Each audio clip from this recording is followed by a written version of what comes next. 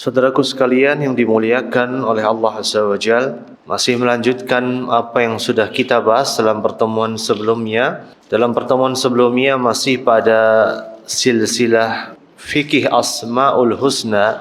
Kita mencoba untuk menggali setiap makna yang ada di dalam nama Allah Azza wa Jal yang agung dan mulia. Dalam pertemuan yang lalu kita sudah membahas nama Allah itu sendiri.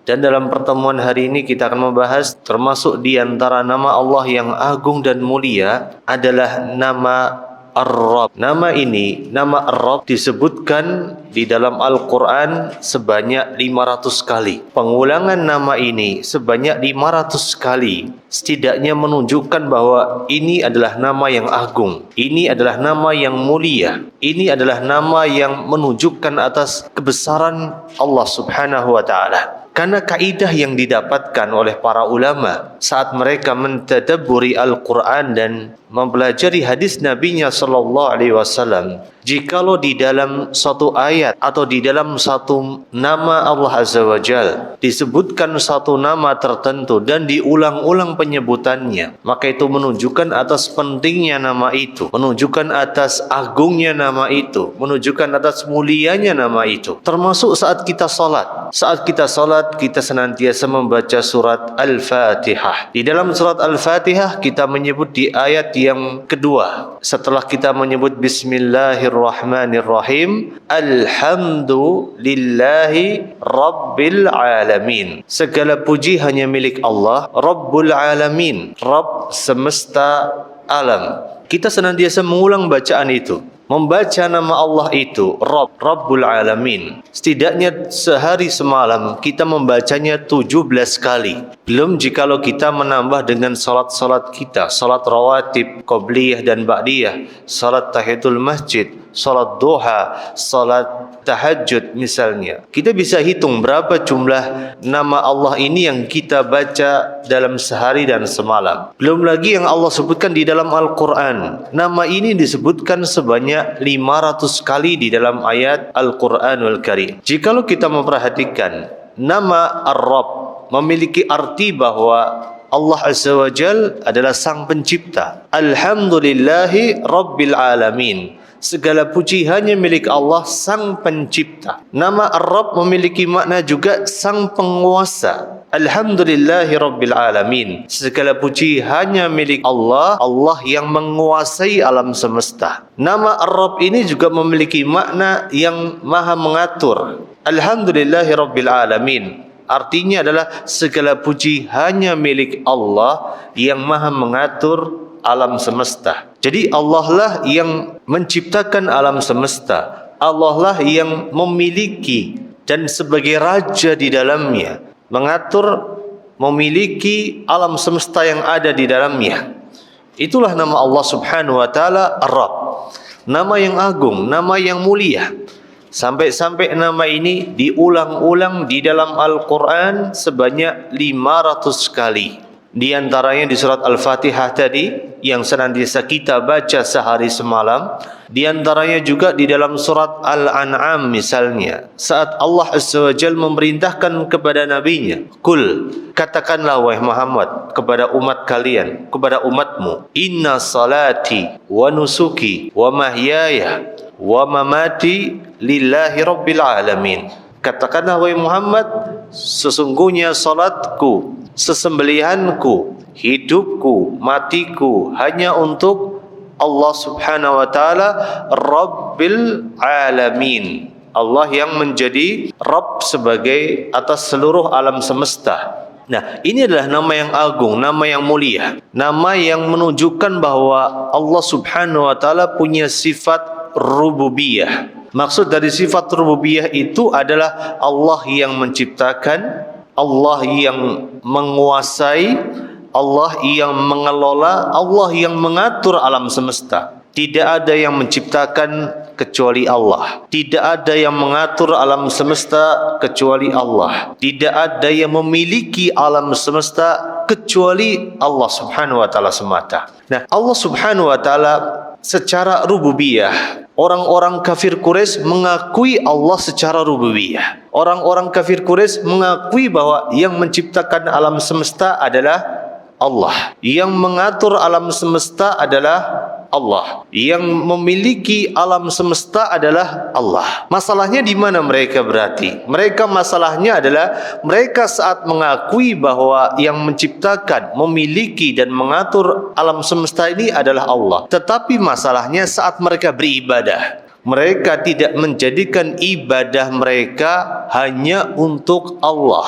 Itu masalahnya yang ada pada diri orang-orang kafir Quraisy. Jadi orang-orang kafir Quraisy sekali lagi mereka mengakui Allah sebagai Rabb, Allah sebagai pemilik, pengatur, pencipta alam semesta. Di dalam teks-teks Al-Quran, di dalam ayat-ayat Al-Quran dijelaskan bagaimana mereka saat mereka menemukan sebuah kesulitan, sedang kepepet, mereka akan berdoa kepada Allah muhlisina lahuddin, memurnikan doa mereka, memurnikan tauhid mereka, mintanya hanya sama Allah. Tapi kalau mereka enggak sedang kepepet, merekanya mintanya sama berhala-berhala mereka. Nah, jikalau kita melihat kesyirikan yang ada di tengah masyarakat kita, subhanallah, kita dapatkan kesyirikan yang didapatkan dan dilakukan oleh masyarakat zaman sekarang itu jauh lebih parah dibandingkan dengan kesyirikannya orang-orang kafir Quraisy. Karena orang-orang zaman sekarang minta rizkinya bukan sama Allah. Banyak di antara mereka yang menjadi penyembah dari siluman-siluman tertentu misalnya, hanya untuk mendapatkan satu pesugihan. Di antara mereka ada yang meminta menepi di pinggir pantai, di bawah gunung, di tengah gua dan sebagainya untuk minta rizki kepada selain Allah. Padahal rizki termasuk makna dari rububiyahnya Allah. Allah yang punya alam semesta, Allah yang mengatur alam semesta, termasuk diantaranya mengatur rezeki kita. Termasuk diantaranya jikalau kita percaya ada orang tertentu, ada kekuatan tertentu yang bisa menghalau hujan. Ada orang tertentu yang punya kemampuan untuk mendatangkan dan menghalau satu hujan tertentu, misalnya di tempat tertentu. Maka secara hakikatnya kita sudah terperosok pada pintu kesyirikan secara rububiyah. Yang mengatur itu semua hanyalah Allah subhanahu wa ta'ala semata. Allah yang menciptakan alam semesta, maka Allah juga yang mengatur alam semesta. Sebagaimana Allah dulu menciptakan alam semesta sendirian, Allah juga mengatur alam semesta ini dengan sendirian juga, tidak membutuhkan bantuan makhluknya, dan tidak ada yang bisa menolak apa yang telah Allah tetapkan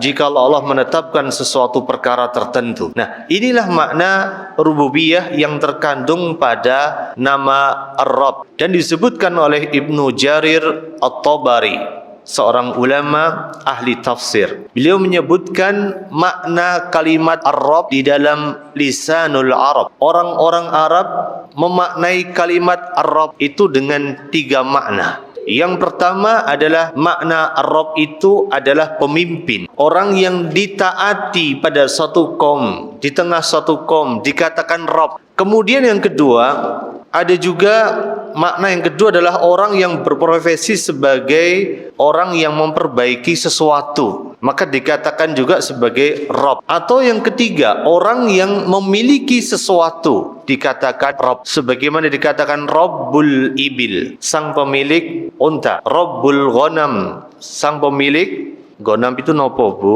Rabbul Ghanam, Ghanam itu adalah kambing, mendo, ya, sang pemilik kambing. Sebagaimana dulu kakeknya Rasulullah SAW ketika terjadi peristiwa penyerangan Ka'bah oleh Raja Abraha, maka pada saat itu kakeknya Rasulullah SAW mengatakan, inna rabba hadal bait sayahmi, sesungguhnya Rabba hadal bait, sang pemilik Ka'bah ini, maksudnya adalah Allah, sayahmi, akan menjaganya. Wa ana Rabbul Ibil, dan aku adalah orang yang punya ibil, maka kewajiban saya adalah mengamankan unta dan kambing-kambing saya. Karena jikalau bukan saya mengamankan unta dan kambing saya, siapa lagi? Kecuali Ka'bah. Ka'bah ini sudah ada yang punya, Allah. Lihatlah bagaimana dulu keyakinan orang-orang kafir Quraisy. Mereka meyakini Allah yang mencipta, Allah yang mengatur, Allah yang melindungi, Allah yang menjadi raja dan penguasa atas segala alam semesta. Nah, inilah 3 makna Rabb yang dipahami oleh orang-orang Arab. Maka jikalau kita melihat Al-Quran turun di tengah bangsa Arab dan turun menggunakan bahasa Arab,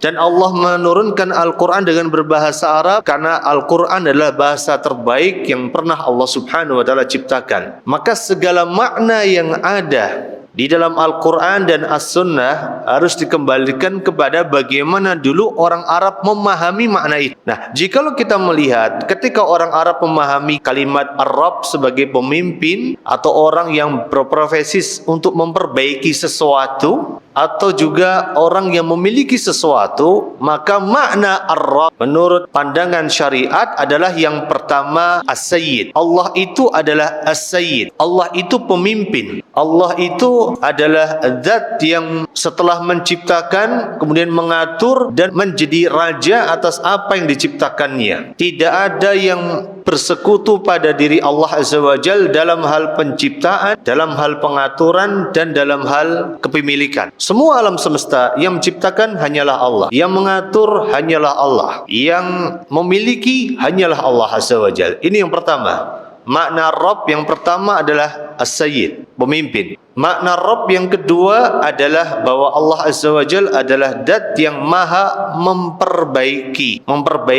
keadaan makhluknya, misalnya dengan mencurahkan berbagai kenikmatan, berbagai karunia, berbagai kebaikan. Maka dari itulah kenapa rahasianya kita di dalam setiap salat kita membaca Alhamdulillahi Rabbil Alamin. Karena alhamd artinya adalah pujian yang disertai dengan pengagungan dan rasa cinta, dan itu tentunya berbeda dengan syukur. Kalau bicara bahasa Indonesia, kalimat alhamdu, asyukru, dan atsana pasti diartikan dengan arti yang sama, pujian. Kita memuji seseorang atau kita mengucapkan sesuatu kepada seseorang atas kebaikan dan kemuliaan yang dimilikinya. Tetapi dalam bahasa Arab, kalimat alhamdu, As-sana dan syukur itu memiliki perbedaan yang sangat tajam. Maka saat kita membaca Alhamdulillahi Rabbil Alamin, artinya segala puji. Kenapa kita memuji Allah? Kita memuji Allah karena keagungannya. Kita memuji Allah karena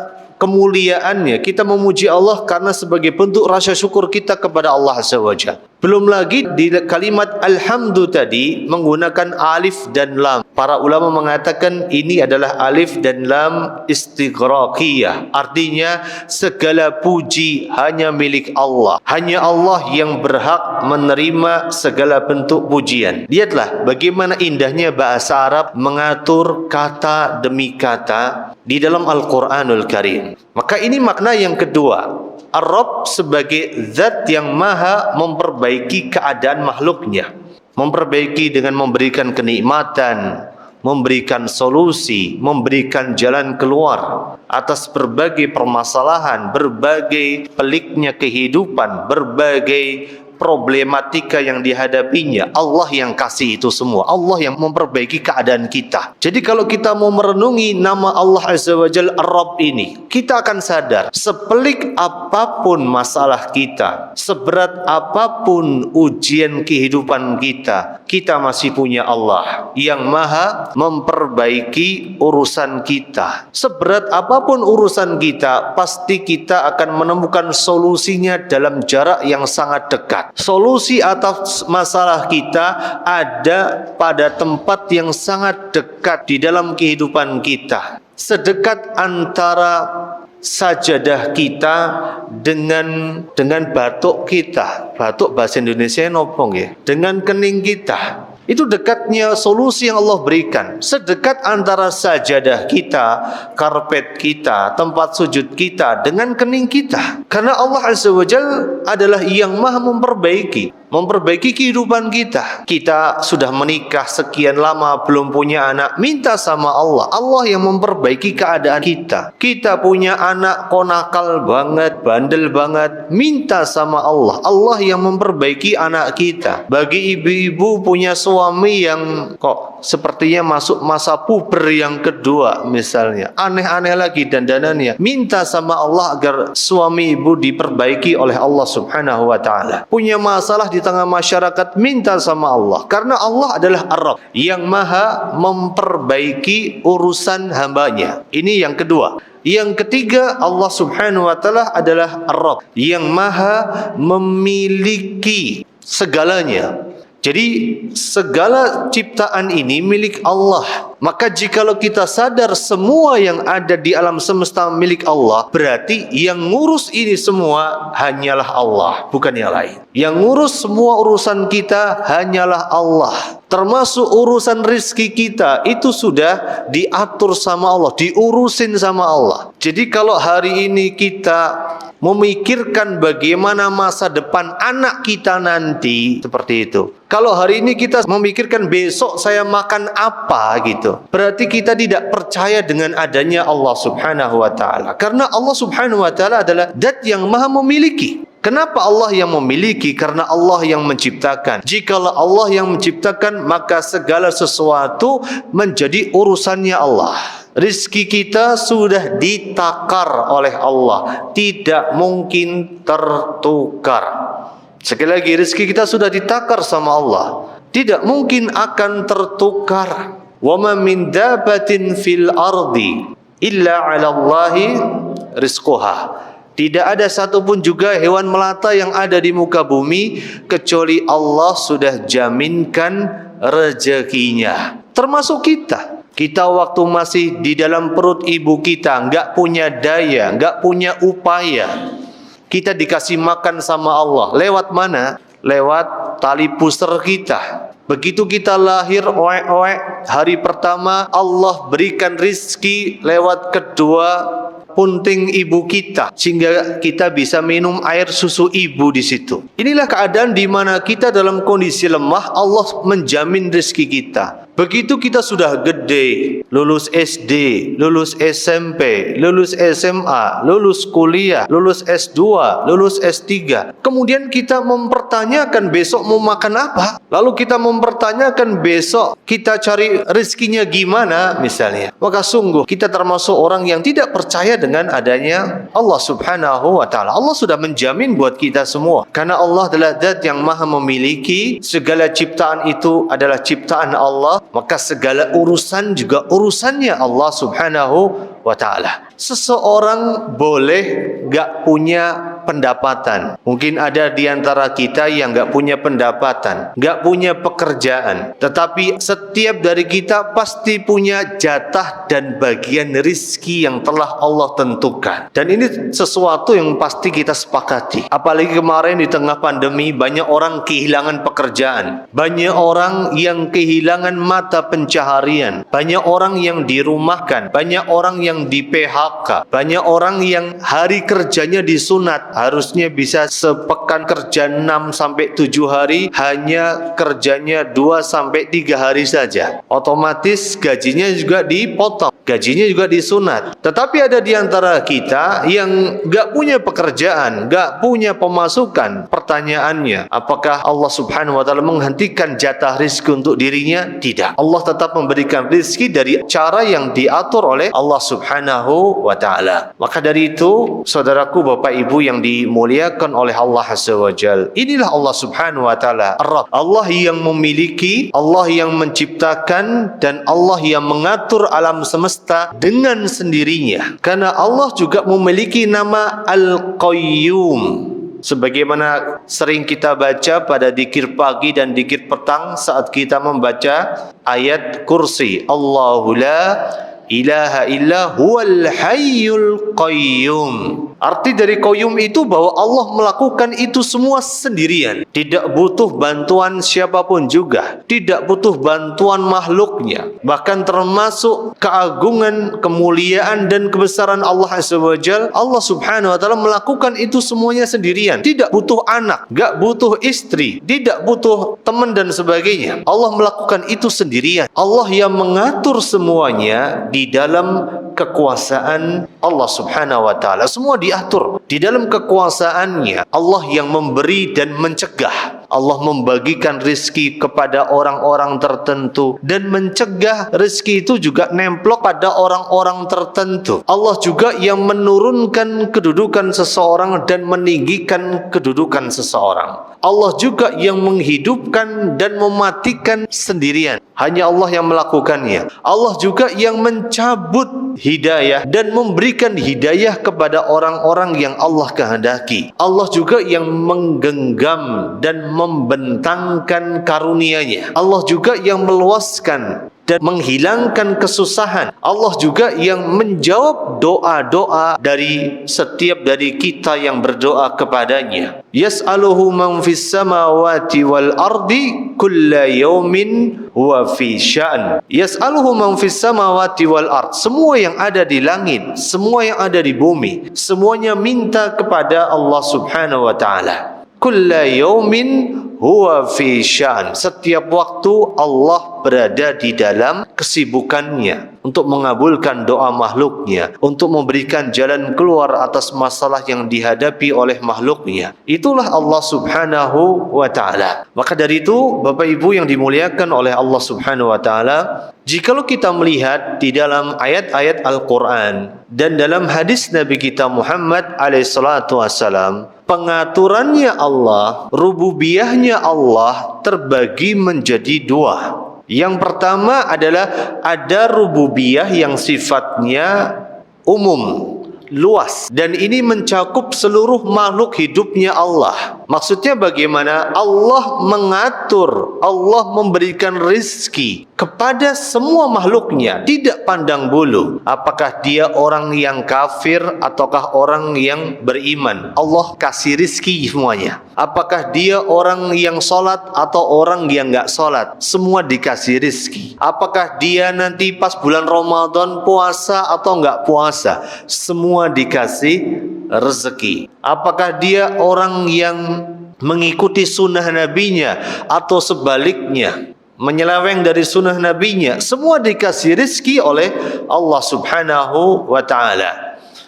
Inilah rububiyah yang sifatnya umum. Artinya bahwa Allah yang menciptakan mereka semua. Kita sepakat, yang menciptakan orang kafir juga Allah, bukan Tuhannya orang kafir. Yang menciptakan orang musyrik adalah Allah, bukan Tuhannya orang musyrik itu. Yang dimaksud dengan kalimat rububiyah secara umum, Allah yang menciptakan semuanya. Allah juga yang mengelola semuanya. Semua bumi Allah dikelola oleh Allah Subhanahu wa ta'ala. Ada orang berdoa di Amerika kah, di Afrika kah, di Indonesia kah, semua dikabulkan oleh Allah Subhanahu wa ta'ala. Semua dimudahkan jalannya. Termasuk juga adalah makna rububiyah secara umum ini, Allah yang memberikan rizki. Semua dijamin rizkinya oleh Allah, enggak peduli, enggak pandang bulu. Semua dikasih jatah rizki masing-masing oleh Allah Subhanahu wa ta'ala. Termasuk juga diantaranya Allah yang memberikan nikmat. Orang yang mendapatkan limpahan nikmat, limpahan karunia, itu semua adalah cermin dari rububiyah Allah yang sifatnya umum. Orang kafir dapat nikmat, orang musyrik dapat nikmat, sebagaimana orang yang beriman juga dapat nikmat. Inilah rububiyah yang bersifat umum, enggak pandang bulu. Allah kasih nikmat kepada semuanya. Termasuk juga diantaranya Allah Subhanahu wa ta'ala yang mengangkat derajat. Semuanya diangkat derajatnya oleh Allah Azza wa Jalla. Maka dari itulah ada orang kafir yang jadi presiden, ada orang kafir yang jadi kepala bagian, ada orang kafir yang jadi konglomerat, ada orang kafir yang jadi orang dan terkaya. Dan kita tahu orang terkaya di dunia sekarang masih orang kafir. Artinya Allah Subhanahu wa ta'ala saat memberikan nikmat, mengangkat derajat, enggak pandang bulu. Semua dikasih nikmat, semua diangkat derajatnya. Jikalau mereka mengambil sebab-sebab diangkatnya derajat. Karena ketika kita ingin diangkat derajatnya oleh Allah Azza wa Jalla, kita harus mengambil sebab. Sebagaimana kalau kita ingin punya anak, kita harus mengambil sebab. Caranya menikah. Maka ketika kita ingin diangkat derajatnya oleh Allah, kita harus mengambil sebab. Namun saya yang selama ini mengambil sebab adalah orang-orang yang tidak beriman kepada Allah dan Rasul, yang mereka getol mencari rizki, yang dengan itu mereka getol menginfakkan harta mereka untuk perjuangan agama mereka. Jadi semua Allah jadikan dengan sebab. Di antara sebab itu adalah ilmu. Maka orang yang berilmu pasti akan Allah angkat derajatnya. Yarfa'illahu alladhina amanu minkum walladhina utul ilma darajat. Allah pasti mengangkat derajat orang yang beriman dan berilmu di antara kalian beberapa derajat. Sebagai contoh yang paling sederhana dan sering saya sebutkan, contoh tukang batu aja. Orang jadi tukang batu, kuli bangunan, mohon maaf, gajinya sehari paling 100.000, kerja dari jam 8 sampai jam 4 sore. Kalau dia punya ilmu saja, kerja jadi tukang batu di Martapura, gosok intan dan permata di sana, gajinya bisa 1 juta per hari. Beda nolnya. Kalau kita punya ilmu dikit lagi, naik lagi ilmunya, jadi tukang batu di rumah sakit, jadi dokter spesialis urologi. Kerjaannya ngeluarin batu di dalam ginjal seseorang. Hitungannya bukan hari udah kerjanya, hitungannya per tindakan, per operasi. Bisa 3 juta, bisa 4 juta, bisa 5 juta, saya nggak tahu berapa tarifnya. Lihatlah perbedaan ilmu. Di dunia saja sudah nampak, apalagi di akhirat kelak. Maka Allah Subhanahu wa taala mengangkat derajat seseorang tidak pandang bulu apakah itu orang kafir atau orang yang beriman. Allah angkat derajatnya jikalau orang itu mengambil sebab-sebab yang bisa menjadikan dia diangkat derajatnya oleh Allah Subhanahu wa taala. Allah Subhanahu wa taala memiliki rububiyah yang bersifat umum. Dalam artian juga Allah yang mematikan, menghidupkan, Allah yang memberikan perlindungan. Ketika Allah melindungi seseorang, tidak pandang bulu juga, ini orang beriman atau ini orang kafir, semua Allah lindungi. Jikalau dia berdoa, mengikhlaskan doanya kepada Rabbul Alamin, kepada Allah Subhanahu wa ta'ala. Termasuk juga rububiyah yang bersifat umum, yaitu Allah memberikan pertolongan dan menjawab doa-doa dari orang yang berdoa. Jadi doanya orang kafir itu bisa dikabulkan oleh Allah Subhanahu wa taala saat dia mendapatkan suatu kesulitan yang amat sangat besar, saat dia kepepet. Jadi sampai ada yang nulis buku The Power of Kepepet. Bukan karena kita bisa mendapatkan energi saat kita kepepet, karena saat kita kepepet kita betul-betul fokus dalam berdoa, mengikhlaskan doa kita hanya kepada Allah. Selama ini kita minta komat kamit, mulutnya berdoa, tangan kita diangkat, tapi hati kita mikirnya kemana-mana. Beda kalau orang kepepet. Besok sudah jatuh tempo, deadline, bayar tagihan panci misalnya, bayar tagihan kompor. Kalau nggak bayar, panci dan kompornya disita misalnya. Maka malamnya ibu-ibu berdoa, ya Allah, semoga besok kompor saya nggak disita ya Allah. Ini bukannya the power of kepepet, karena saat kita kepepet, kita betul-betul mengikhlaskan doa kita, memfokuskan doa kita kepada Allah Azza wa Jalla. Maka inilah rububiyah yang bersifat umum. Allah berikan rizki, Allah angkat derajat, Allah juga yang mengelola, memberikan nikmat kepada siapa saja, enggak pandang bulu. Kemudian yang kedua, ada rububiyah yang bersifat khusus. Artinya yang khusus Allah berikan kepada hamba-hambanya yang beriman dan bertakwa. Itu dengan cara Allah Subhanahu wa ta'ala memberikan mereka taufik, memberikan mereka hidayah, memberikan mereka pertolongan dalam menjalankan ibadah, memberikan mereka perbaikan dalam diri mereka. Mereka dijadikan orang yang lebih baik, orang yang lebih saleh, orang yang lebih salihah, orang yang lebih dermawan. Itulah rububiyah yang sifatnya khusus, hanya diberikan kepada hamba-hambanya yang beriman, hamba-hambanya yang bertakwa. Termasuk di antara rububiyah yang bersifat khusus ini adalah berupa keistiqomahan. Saat kita diberikan keistiqomahan oleh Allah Subhanahu wa ta'ala, maka ini adalah bagian dari karunia yang Allah berikan kepada kita, hambanya yang beriman. Dan itu bentuk rasa kasih sayang Allah kepada hambanya yang beriman. Nah, itulah dua jenis rububiyah yang terkandung pada nama Ar-Rabb. Allah yang mencipta, Allah yang memiliki dan Allah yang mengatur. Maka kita lihat, jika kita melihat di dalam ayat-ayat di dalam Al-Quran, kita bisa mendapatkan rahasianya. Kenapa dulu para nabi, kenapa dulu para rasul ketika berdoa kepada Allah menyebut nama Rabb? Karena mereka paham betul siapakah Tuhan mereka, sehingga mereka meminta dengan nama yang agung ini. Sebagai contoh, Nabi Zakaria. Nabi Zakaria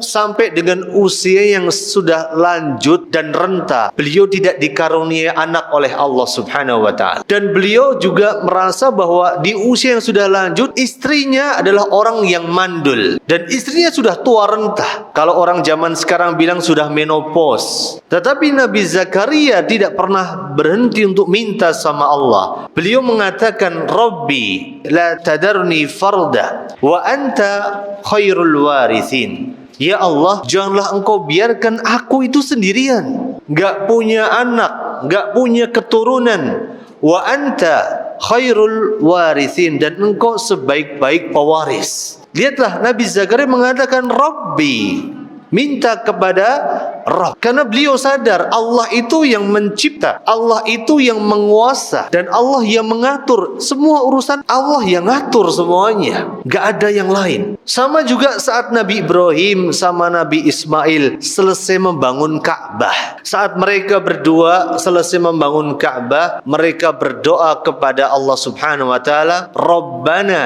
taqabbal minna.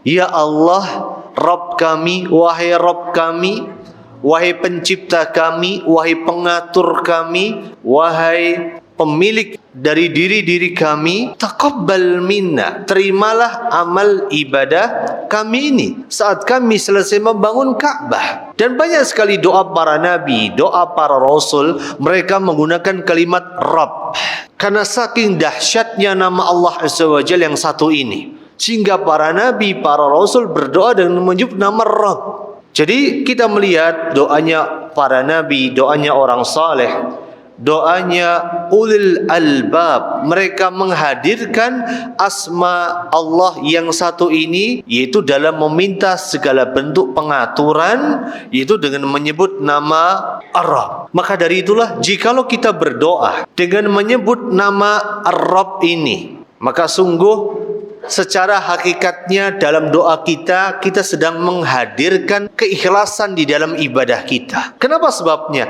Saat kita sadar, Ya Rabbana, Ya Allah, Ya Rabbi misalnya, kita sadar, Ya Allah, Engkaulah yang menciptakan diriku, Ya Allah. Engkaulah yang memiliki diriku, Ya Allah. Engkaulah yang mengatur semua urusanku, Ya Allah. Kita bisa lebih mengikhlaskan doa kita. Karena bagaimana mungkin kita akan minta selain Allah, padahal Allah yang menciptakan kita, padahal Allah yang ngatur urusan kita. Jadi nggak mungkin kita bakal minta pada selain Allah. Tidak mungkin juga kita bakal bergantung kepada selain Allah. Kalau kita berharap kepada sesama manusia, siap-siaplah kita menjadi orang yang paling kecewa di atas muka bumi ini. Jikalau kita menyandarkan hidup kita kepada manusia, siap-siap kita menjadi orang yang paling gigit jari di dalam kehidupan ini. Gantungkan diri kita hanya kepada Allah. Sandarkan kehidupan kita hanya kepada Rabbul Alamin. Jadi kalau kita minta dengan menyebut nama Rabb, kita lebih mudah menghadirkan keikhlasan. Keikhlasan dalam berdoa, keikhlasan dalam meminta, keikhlasan dalam bersandar, keikhlasan dalam bergantung, hanya berdoa, hanya meminta, hanya bersandar, hanya bergantung kepada Rabbul Alamin. Ini yang pertama. Saat kita berdoa dengan menggunakan nama Rabb juga, saat kita sadar Allah yang mencipta, Allah yang memiliki, Allah yang ngatur segalanya, maka kita juga bisa lebih menghadirkan perasaan rendah yang sempurna di hadapan Allah. Kita nggak ada apa-apanya. Kita bukan siapa-siapa jika bukan karena Allah. Harta yang kita miliki titipan Allah. Jabatan yang kita punyai titipan Allah. Kendaraan yang kita punyai hanya titipan semuanya. Semuanya hanya titipan dari Allah Azza wa Jalla. Maka saat kita berdoa dan menghadirkan nama ini di dalam setiap doa kita, niscaya kita akan menjadi orang yang paling ikhlas dalam doa kita,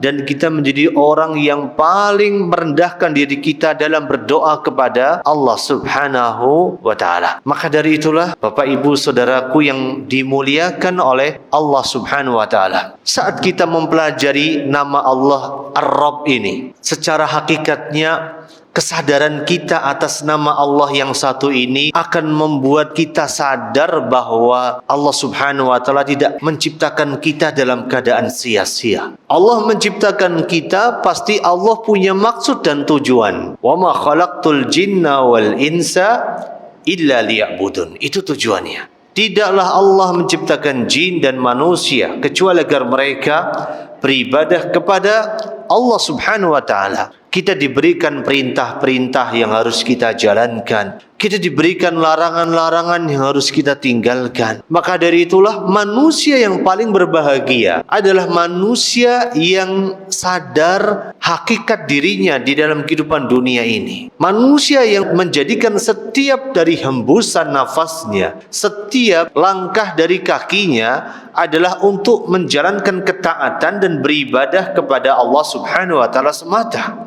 Sebaliknya, manusia yang paling sengsara adalah manusia yang paling tidak taat dan manusia yang paling mengikuti hawa nafsu mereka. Itulah manusia yang paling sengsara. Manusia yang paling capek hidupnya. Capek. Kita kalau di dunia ini kerjaannya cuman ngejar dunia, capek. Bonyok kita badannya, hancur badan kita. Tapi jika kita hidup, kita sadar kita sebagai hamba Allah. Kita hidup untuk menghambakan diri kita hanya kepada Allah. Kita hidup enak. Kita hidup kerja juga enak. Waktunya salat, ya salat. Waktunya ngaji, ya ngaji. Waktunya bayar zakat, ya zakat. Waktunya sedekah, ya sedekah. Waktunya puasa, ya puasa. Enak. Hidupnya ayem, tentrem. Dilapangkan dada kita oleh Allah Azza wa Jalla. Jadi saat kita mempelajari nama Allah Ar-Rabb, kita sadar kita tidak diciptakan oleh Allah Azza wa Jalla dalam keadaan sia-sia. Ini yang pertama. Yang kedua, barang siapa yang mempelajari nama Allah Subhanahu wa Ta'ala Ar-Rabb juga akan bisa menghadirkan keridhaan di dalam dadanya. Ridho bahwa semua apa yang terjadi sudah diatur oleh Allah. Baik itu sesuatu yang kita sukai maupun sesuatu yang tidak kita sukai. Termasuk manfaat dari kita mempelajari nama Allah Ar-Rabb juga, bahwa kita akan mantap dalam keimanan kita. Mantap dengan ketakwaan kita, karena kita sadar Allah yang menciptakan kita, Allah yang menguasai diri kita, Allah yang memiliki alam semesta. Maka konsekuensi dari itu semua adalah kita hanya beribadah kepada Allah semata, bukan kepada yang lain. Kita lebih mantap dalam beribadah, lebih mantap dalam mempertahankan akidah, lebih mantap meniti jalan istiqomah. Kenapa kita istiqomah? Karena Allah yang ngasih saya berbagai nikmat dan karunia. Kenapa saya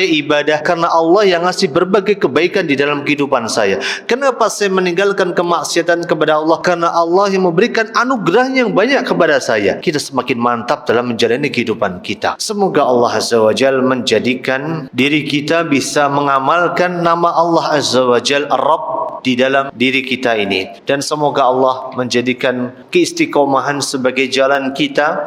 Dan semoga Allah Subhanahu wa Ta'ala mewafatkan kita dalam keadaan husnul khatimah. Sallallahu wasallim wa barik ala nabiyyina Muhammadin wa ala alihi wa ashabihi ajma'in walhamdulillahi rabbil alamin.